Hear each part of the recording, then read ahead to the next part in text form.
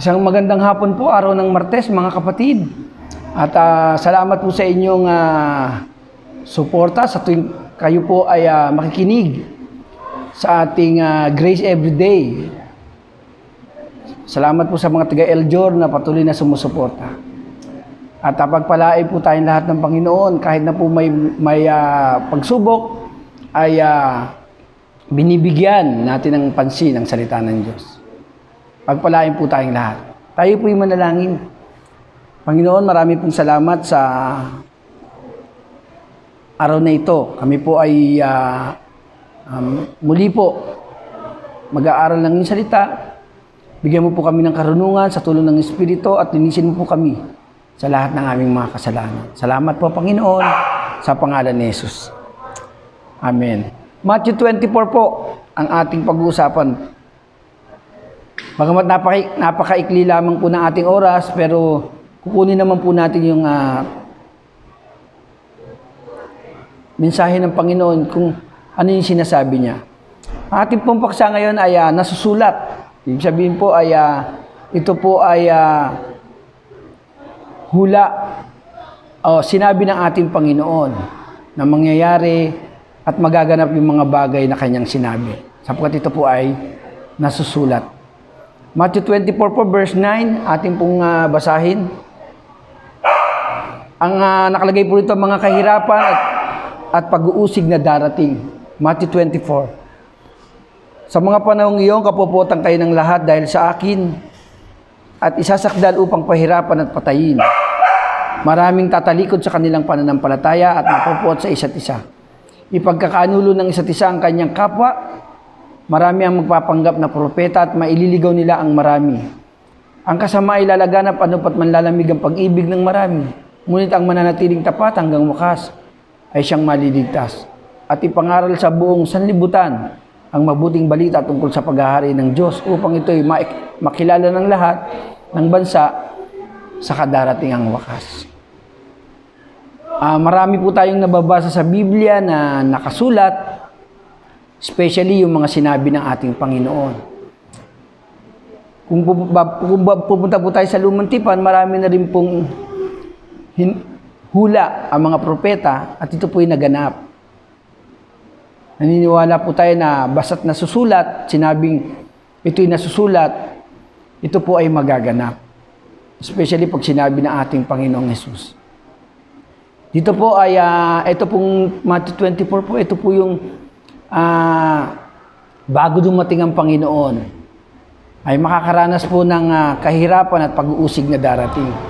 Dito po, dinaanan po rito yung, tumalo na po kasi tayo sa verse 9 hanggang 12. Pero kung dadaanan po natin yung 24 verse 1 to 5 hanggang 8, dinaanan po dyan yung magkakaroon ng mga bulaan na mga ngaral na darating na ang Mesiyas.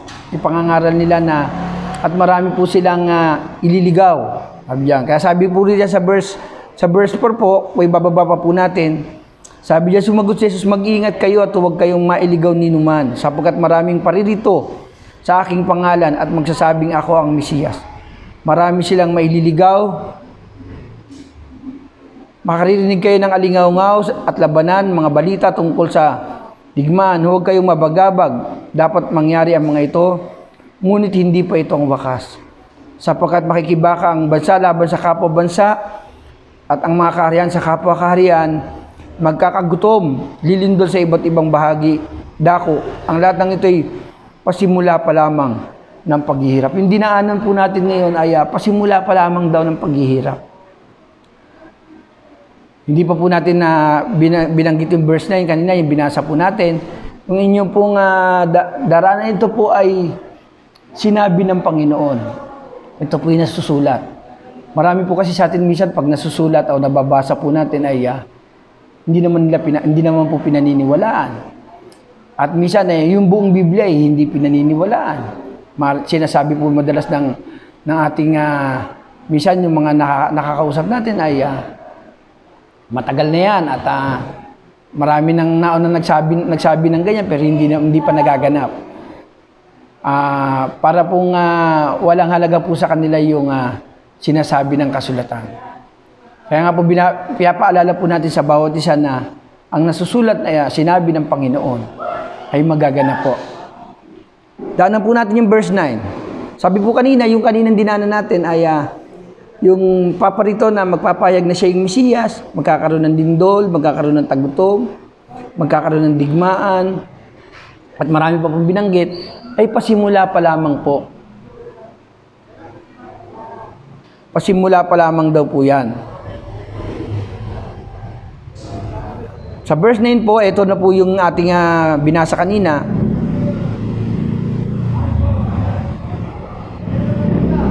Sa mga panahong iyon, kapuputan kayo ng lahat dahil sa akin, at isasakdal upang pahirapan at patayin. So ano po ang number 1 gagawin ng mga taong hindi naniniwala sa ating Panginoon? Kapag ang isang tao ay nagpapahayag ng salita ng Diyos at sinasabi niya yung mangyayari, ang sabi ng iba ay hinahatulan sila. Kasi minsan, ang dating sa mga taong pinapangaralan ng salita ng Diyos ay hinahatulan sila. Sapagkat sinasabi po ng mga mangangaral yung salita ng Diyos na magaganap. Ito po yung nasusulat. Sabi po dyan, kung ang Panginoon po ay kinaputan nila, sabi ng ating Panginoon, kung walang aliping higit sa kanyang Panginoon. Kung nangyari sa ating Panginoon, mangyayari din ito sa aliping katulad natin. Tayo mga tagasunod ng ating Panginoon at naniniwala ng salita ng Diyos ay magaganap. Kapuputan kayo ng lahat dahil sa akin at isasakdal upang pahirapan at patayin. So lahat po, pwede pong mapuot sa iyo ang iyong mga kapatid, kaibigan, kapitbahay, sapagkat ipinapahayag mo ang salita ng Diyos at sinasabi sa kanila at binibigyan mo sila ng babala. Sino man sa atin na nagbabahagi na si Jesus ang tagapagligtas, si Jesus ang Panginoon, ay kapupuotan daw po tayo. At ito po ang sinasabing nasusulat. Number 1 po yung kanina, kapupuotan. Then number 2, ito po, maraming tatalikod sa kanilang pananampalataya at mapupuot sa isa't isa. Ipagkakanulo ng isa't isa ang kanyang kapwa. Ayan, ito po ang nasusulat na magaganap. Sana po itong panahon ng pandemic ay huwag po maapektuhan ng ating pananampalataya. Sapagkat hindi po iba, hindi na po nakakapag-fellowship. Hindi po natin nalalaman kung nagbabasa pa po ang bawat isa sa atin ng Biblia, nananalangin. Kasi pagka po hindi po tayo nagpipray at nakakapagbasa ng Biblia at hindi tayo sumusubaybay sa mga ganitong mensahe, ay maapektuhan po yung ating pananampalataya, maaari pong manlamig. Maaring yan po ay maging dahilan para ikaw ay gumibap, manlupaypay, manghina sa ating pananampalataya.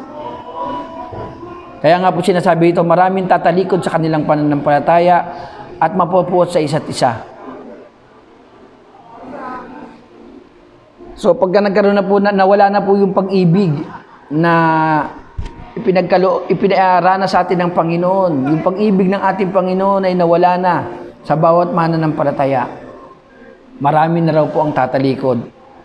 At hindi na pag-ibig ang nasa kanilang puso. Magkakaroon na sila ng puhot, sabi ito.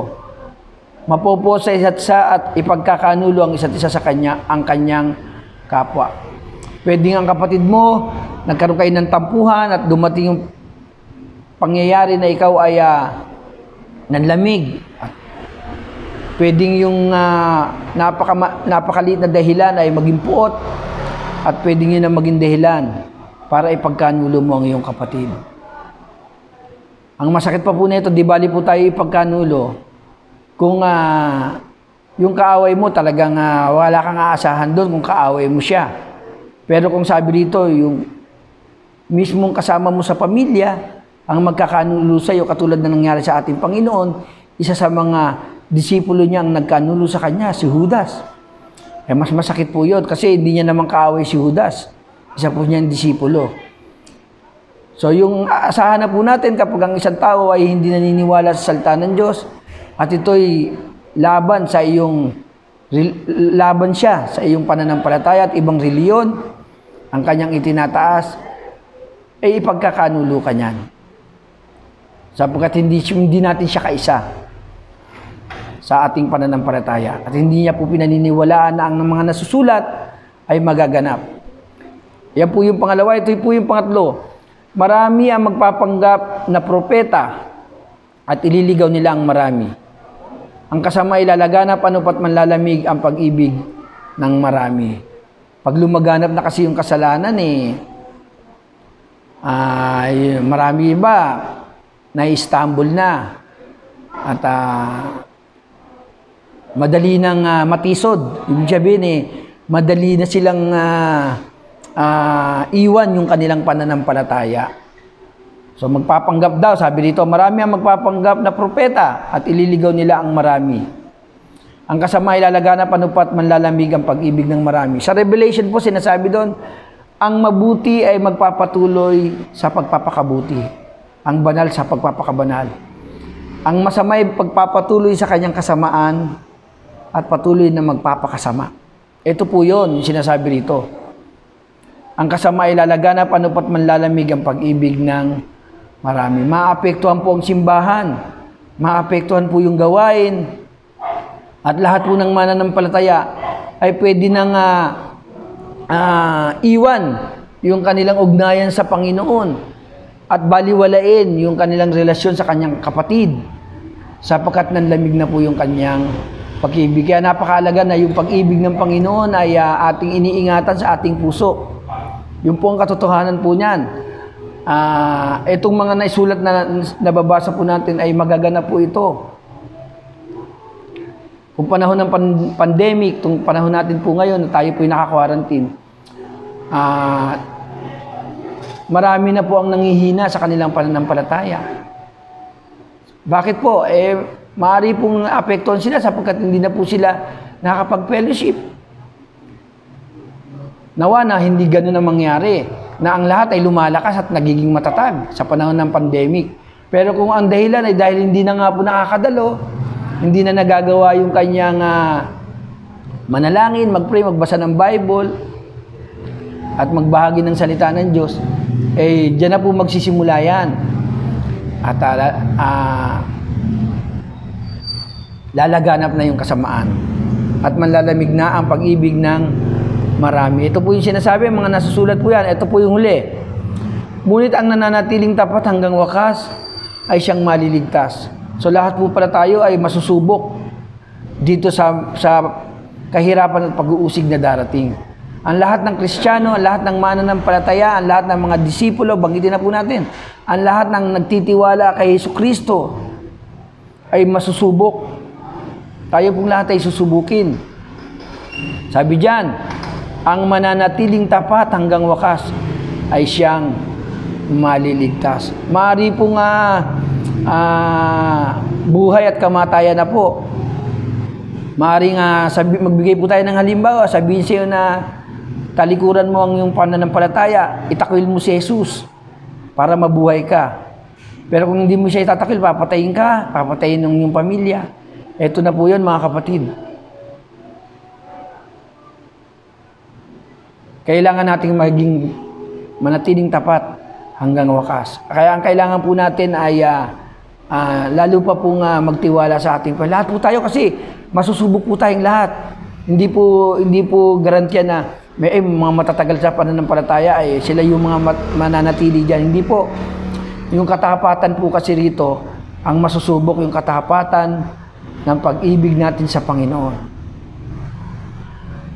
At ipangaral sa buong sanlibutan ang mabuting balita tungkol sa paghahari ng Diyos upang ito'y makilala ng lahat ng bansa sa kadarating ang wakas. Kailangan palang maipangaral. Kaya nga po ito, hindi po tayo nakakapag-preach sa labas. Ito po ang ginagawa natin. Kaya nga po yung mga kaibigan nyo, mga anak, pamangkin, kapitbahay, na kanilang mapapanood ditong video na to.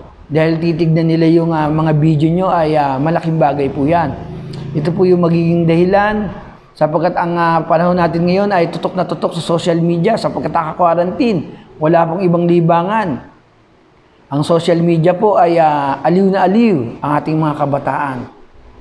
Sa panahon ngayon, kailangan po nilang aliwin yung kanilang mga sarili. Kaya nga po, eto po, kung tayo makakapanood ng mga ganitong mensahe, maire-remind o masasabihan sila na ang mga nakasulat sa Biblia ay magaganap. Wala pong itong mintis, hindi po ito sasablay. Ito pong mensahe ng Panginoon. Ito po'y siguradong magaganap. Sapagkat ito ay sinabi ng ating Panginoong Hesus. Yun lamang po mga kapatid, na po ay patuloy po kayong mapaalalahanan at makapag-ingat sa mga nangangaral ng mga bulaang propeta, mga bulaang guro na nagsasabing sila yung katotohanan. Ang mahalaga po, unang-una ay yung ating relasyon, wag po natin pababayaan. Dapat si Jesucristo ang ating sentro ng ating kaligtasan. At pinangahawakan natin yung biyaya ng Panginoon, yung habag ng Panginoon, yung kagandahan loob ng Panginoon. Marami pong salamat mga kapatid. Tayo po yung manalangin. Panginoon, marami pong salamat sa araw na ito na lagi mo kaming kinakausap at pinapaalalahanan. Ang iyong salita ay maging inspirasyon, maging pagkain ng aming kaluluwa, magbigay ng katatagan, mapapangahawakan po namin. At gisingin mo po kami sa aming pagkakatulog at nawa po lagi po namin bigyan pansin ang mga salita mo. Salamat po maging buhay ang salita mo sa aming puso. Salamat po Panginoon, ingatan mo po kami sa pangalan ni Jesus. Amen.